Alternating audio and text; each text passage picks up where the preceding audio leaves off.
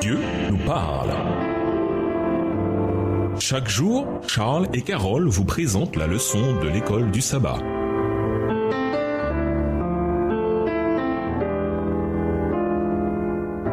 Bienvenue dans votre émission Dieu nous parle. Nous voilà au dimanche 18 septembre, en attendant Jésus. Les disciples viennent d'admirer une scène glorieuse alors que les rayons du soleil s'éloignaient du temple.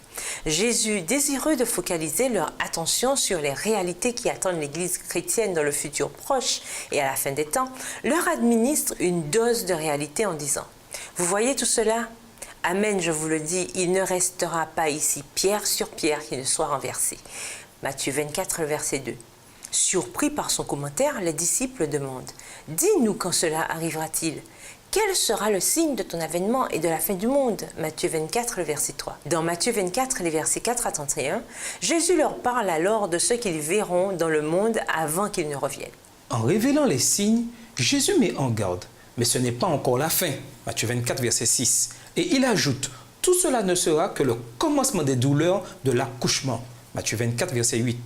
La réponse directe à la question des disciples se trouve au verset 14. Cette bonne nouvelle du royaume sera prêchée dans le monde entier pour servir de témoignage à toutes les nations.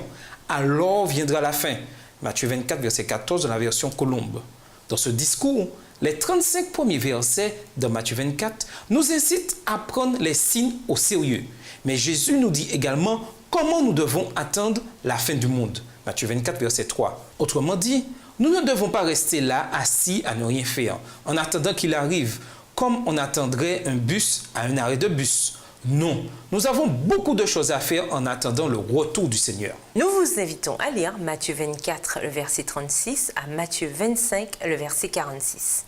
Chacune de ces paraboles parle de ce que le peuple de Dieu devra être en train de faire tandis qu'il attend la seconde venue de Jésus. Résumez la substance de ce que le Seigneur nous dit ici. Ensuite, posons-nous la question individuellement puis collectivement en tant qu'Église, dans quelle mesure suivons-nous les instructions du Seigneur dans chacune de ces paraboles? Jésus commence ici à exhorter ses disciples sur la manière dont ses véritables disciples attendront son retour. Pendant cette période, les disciples de Jésus seront prêts en tout temps. Ils feront preuve d'amour, de prévenance et de respect les uns envers les autres tout en attendant. Ils resteront en alerte, se prépareront et seront responsables de leurs conditions spirituelles. Ils multiplieront les ressources que Dieu a mises entre leurs mains, investiront leur talent et leur argent dans la cause de Dieu, respecteront le véritable caractère de leur Dieu d'amour et s'occuperont de ses plus petits. Et nous vous laissons avec la question du jour. Trouvez des exemples de ce que Jésus a fait pour gagner la sympathie des gens. Que peut faire votre Église locale pour gagner celle de son entourage? Au revoir. Et à demain si Dieu veut. Dieu nous parle. Chaque jour, Charles et Carole vous présentent la leçon de l'école du sabbat.